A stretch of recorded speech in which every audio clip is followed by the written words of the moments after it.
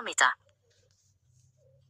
كانت المدينة القديمة غارقة في صمت جنائزي يلفها ضباب رمادي كثيف لا ينقشع.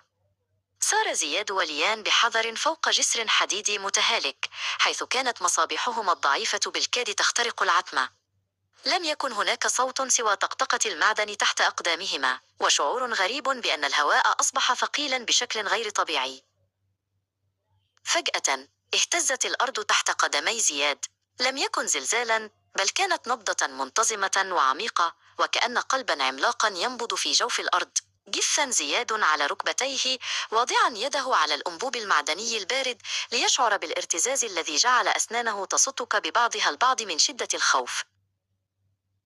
صرخت ليان بهمس وهي تشير بإصبع يرتجف نحو الأفق. هناك، وسط الضباب الذي بدأ يتشكل في هيئات مرعبة، ارتفع عمود أسود هائل لم تكن له نهاية. لم يكن مبنى، بل كان ساقا عملاقة مغطاة بقشور صخرية تمتد إلى الأعلى لتختفي في السحب السوداء. حبس الاثنان أنفاسهما بينما بدأ الكائن بالتحرك. رفعت الساق العملاقة نفسها ببطء مرعب، محدثة صريرا يشبه تحطم الجبال. غطى ظل الكائن المكان تماما، ليتحول العالم من حولهما إلى سواد مطلق، وكأن كسوفا مفاجئا قد حل بالمدينة. ركض زياد نحو زقاق ضيق، ساحبا ليان خلفه. التصق بظهره بالحائط الحجري المبلل، محاولا تهدئة أنفاسه المتسارعة.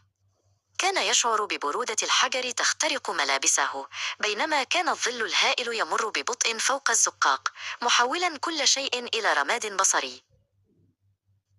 لم تستطع ليانا منع نفسها من النظر للأعلى مرة أخرى.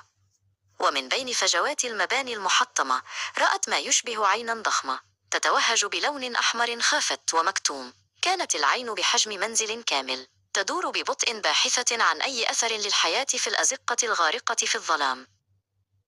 يجب أن نتحرك الآن، همس زياد وهو يمسك يد ليان. بدأ كلاهما بالركض عبر المياه الضحلة التي غمرت الشوارع. كانت خطواتهما ترش الماء في كل مكان، بينما بدأت يد عملاقة بأصابع طويلة ونحيلة كالأشجار الميتة تدلى من السماء لتتحسس أسطح المباني خلفهما، وصلا إلى مدخل مخبأ قديم تحت الأرض. سحب زياد المقبض الحديدي الثقيل بكل قوته، وفي تلك اللحظة هبطت قدم الكائن الأخرى على بعد أمتار قليلة منهما، مما أدى إلى تحطم الشارع وتطاير الحطام في الهواء كالقذائف. قبل أن يدخل، نظرت ليان نحو الأفق لآخر